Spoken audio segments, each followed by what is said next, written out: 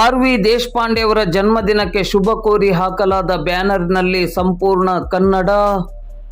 ಕರವೇ ನಾರಾಯಣಗೌಡ ಬಣ ಹರ್ಷ.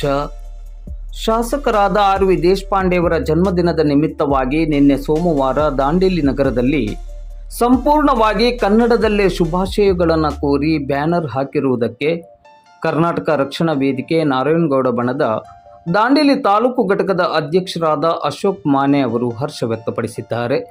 ಬ್ಲಾಕ್ ಕಾಂಗ್ರೆಸ್ ಅಧ್ಯಕ್ಷರು ಹಾಗೂ ಪಕ್ಷದ ಮುಖಂಡರು ಮತ್ತು ಕಾರ್ಯಕರ್ತರು ಆರ್.ವಿ. ದೇಶಪಾಂಡೆ ಅವರ ಜನ್ಮದಿನಕ್ಕೆ ಶುಭ ಕೋರಿದ ಬ್ಯಾನರ್ ಅನ್ನು ಕನ್ನಡಮಯಗೊಳಿಸಿರುವುದಕ್ಕೆ ಕರವೇ ನಾರಾಯಣಗೌಡ ಬಣ ಅಭಿನಂದಿಸುತ್ತದೆ ಎಂದು ಅಶೋಕ್ ಮಾನೆ ಅವರು ಹೇಳಿದರು.